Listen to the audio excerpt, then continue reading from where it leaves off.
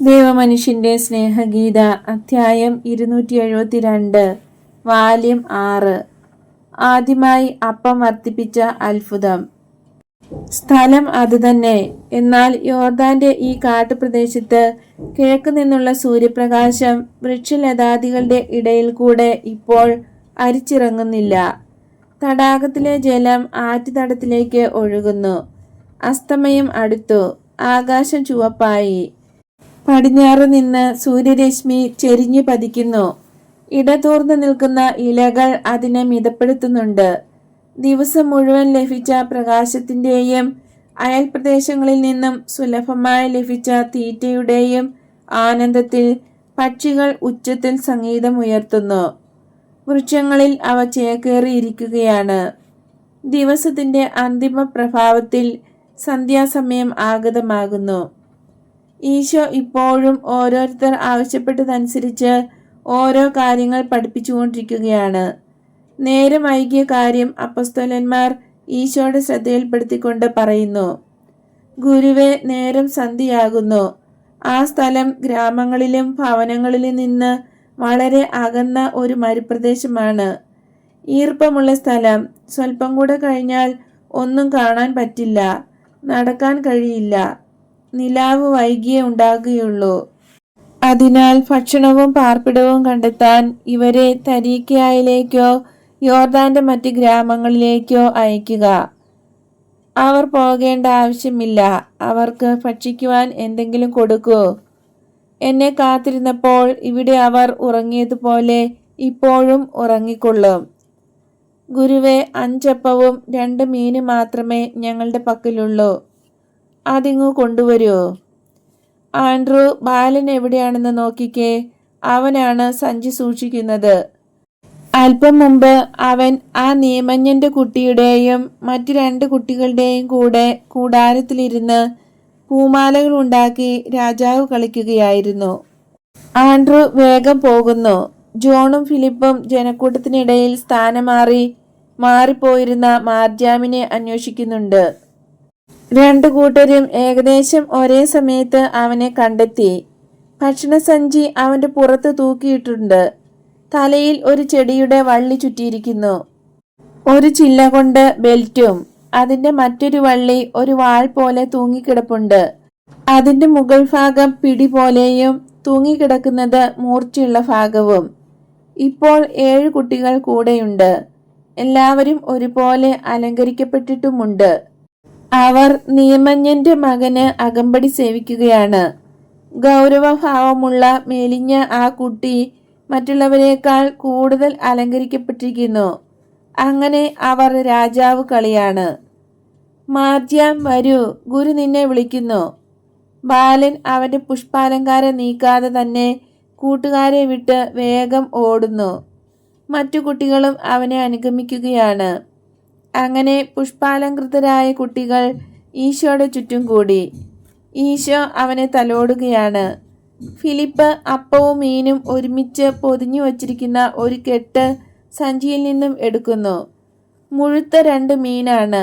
2 കിലോയിൽ കൂടുതൽ കാണില്ല. അത് ഈശോയുടെ കൂടെയുള്ള 17 പേർക്ക്, അല്ല, മനേനെയും കൂടെ കൂട്ടി 18 പേർക്ക് ഒട്ടും തികയില്ല.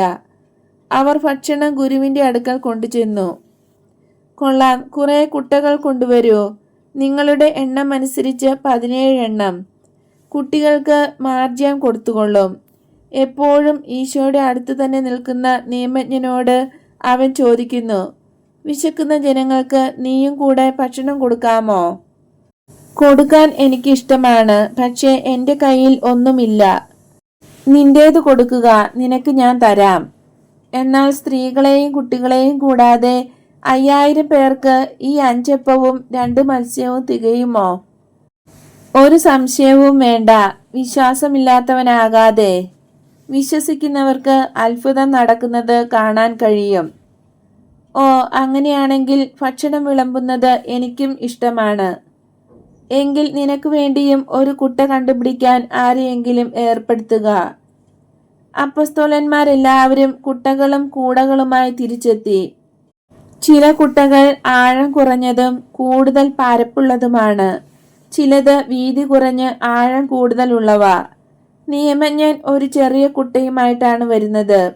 അയാളുടെ വിശ്വാസമോ അവിശ്വാസമോ എന്താണ് ആ ചെറിയ കുട്ട കൊണ്ടുവരാൻ അയാളെ പ്രേരിപ്പിച്ചതെന്ന് അറിഞ്ഞുകൂടാ. കൊള്ളാം, എല്ലാം ഇവിടെ വച്ചേക്കൂ. ഇനി ജനക്കൂട്ടത്തെ ക്രമമായി ഇരുത്തുക. സാധിക്കുന്നിടത്തോളം നിരനിരയായി ഇരുത്തുക.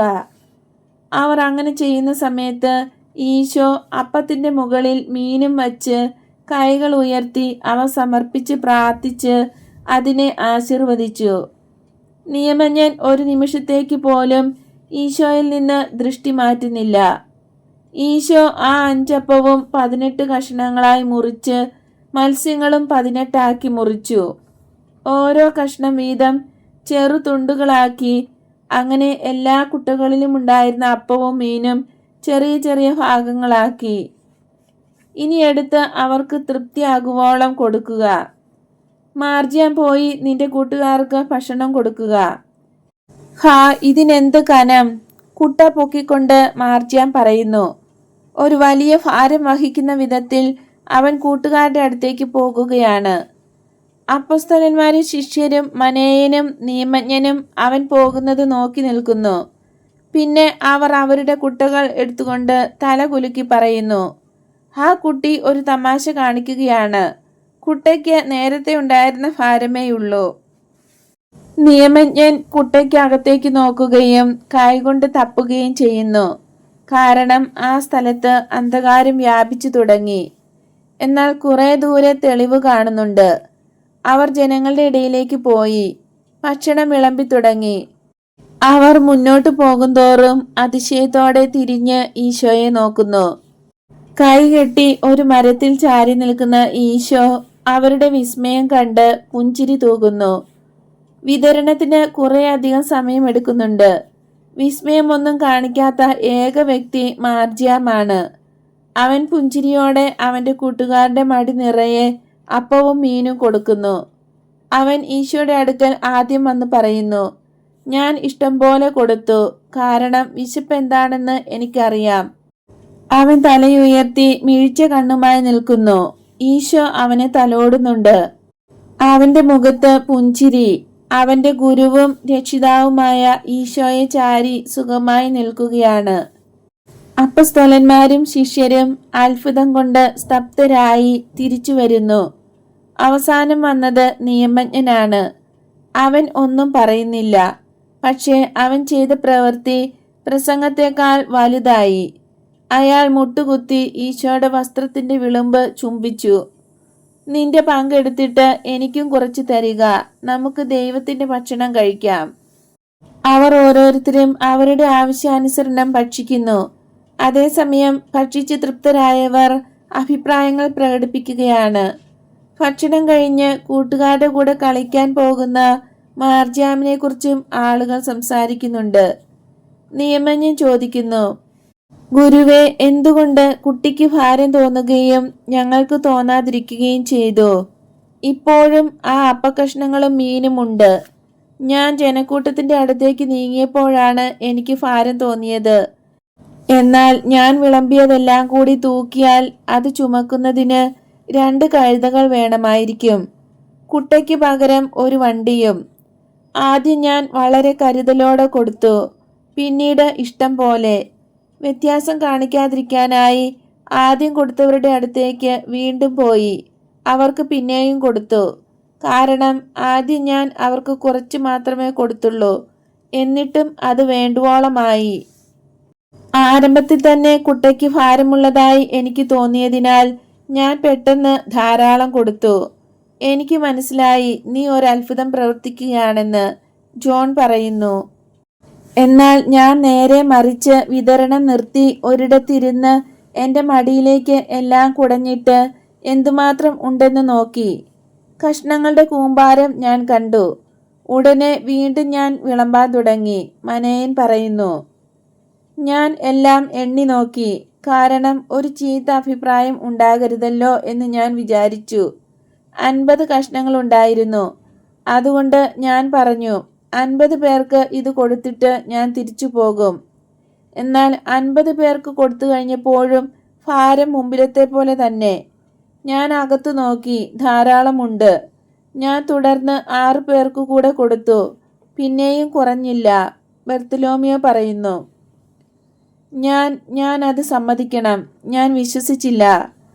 ആ അപ്പക്കഷ്ണവും മീൻതുണ്ടും കയ്യിലെടുത്ത് നോക്കിക്കൊണ്ട് ഞാൻ പറഞ്ഞു, ഇതുകൊണ്ട് എന്തു പ്രയോജനം? ഈശോ തമാശ പറഞ്ഞതായിരിക്കണം.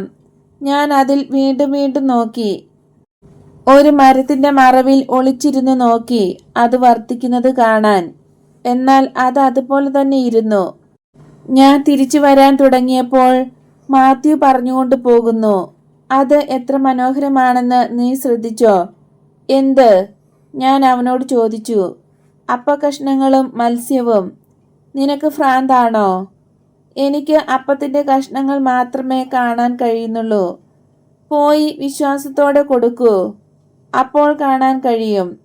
ഞാൻ മനസ്സില്ലാ മനസ്സോടെ, പിന്നെ ഈശോ എന്നോട് ക്ഷമിക്കുക, കാരണം ഞാൻ ഒരു പാപിയാണ്. തോമസ് പറയുന്നു. ഇല്ല, നീ ലോകാരൂപിയുള്ളവനാണ്. നീ ലോകത്തിന്റെ രീതിയിൽ ചിന്തിക്കുന്നു. കർത്താവെ, ഞാനും അങ്ങനെ തന്നെ. അതിനാൽ അപ്പക്കഷ്ണത്തിന്റെ കൂടെ ഒരു നാണയം കൂടെ കൊടുക്കണമെന്ന് ഞാൻ വിചാരിച്ചു. ഞാൻ എന്നോട് തന്നെ പറഞ്ഞു, അവർ എവിടെയെങ്കിലും പോയി ഭക്ഷണം കഴിച്ചുകൊള്ളും. നിന്റെ മഹിമ കുറച്ചുകൂടെ കൂട്ടിക്കളയാമെന്ന് ഞാൻ കരുതി. അപ്പോൾ എൻ്റെ കാര്യം എങ്ങനെയാണ്? തോമസിനെ പോലെയോ അതിലും കൂടുതലോ? കറിയോത്തുകാരൻ ചോദിക്കുന്നു. നീ തോമസിനേക്കാൾ വളരെയേറെ ലോകാരൂപിയുള്ളവനാണ്. എന്നിട്ടും സ്വർഗീയനാകുന്നതിനായി ധർമ്മം കൊടുക്കുന്നതിനെപ്പറ്റി ഞാൻ ചിന്തിക്കുകയായിരുന്നു. എൻ്റെ വ്യക്തിപരമായ പണം കൊടുക്കാമെന്ന് വിചാരിച്ചു. ആ ദാനം നിനക്ക് വേണ്ടി തന്നെ, നിന്റെ അഹങ്കാരത്തിന് വേണ്ടി. പിന്നെ ദാനം ദൈവത്തിന് വേണ്ടി. എന്നാൽ ദൈവത്തിന് അത് ആവശ്യമില്ല. അഹങ്കാരത്തോടെ കൊടുക്കുന്നത് നന്മയല്ല, പാപമാണ്. യൂദാസ് തല കുനിക്കുക മാത്രം ചെയ്യുന്നു, ഒന്നും പറയുന്നില്ല. എന്നാൽ ഞാൻ വിചാരിച്ചത് അപ്പക്കഷ്ണവും മീനും കൂടെ ഞാൻ പൊടിക്കണമായിരിക്കുമെന്നാണ്. എങ്കിലേ തികയൂ എന്ന്. അത് തികയും എന്നതിനെക്കുറിച്ചും അതിൻ്റെ പോഷണത്തെക്കുറിച്ചും എനിക്ക് ഒരു സംശയവും ഇല്ലായിരുന്നു. നീ നൽകുന്ന ഒരു തുള്ളി വെള്ളം ഒരു സദ്യയേക്കാൾ പോഷണമുള്ളതാണെന്ന് എനിക്കറിയാം. തീക്ഷ്ണനായ സൈമൺ പറയുന്നു. നിങ്ങൾ എന്തു വിചാരിച്ചു? പത്രോസ് ഈശോയുടെ സഹോദരന്മാരോട് ചോദിക്കുന്നു. ഞങ്ങൾ കാന ഓർത്തു, ഒട്ടും സംശയിച്ചില്ല. യൂദാസ് ഗൗരവമായി പറയുന്നു. നീ ജെയിംസേ, എൻ്റെ സഹോദര, നീയും അങ്ങനെ തന്നെയാണോ ചിന്തിച്ചത്?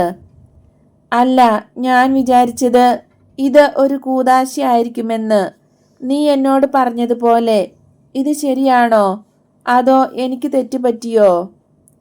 ഈശോ പുഞ്ചിരി തൂകി. ആണെന്നും പറയാം, അല്ലെന്നും പറയാം.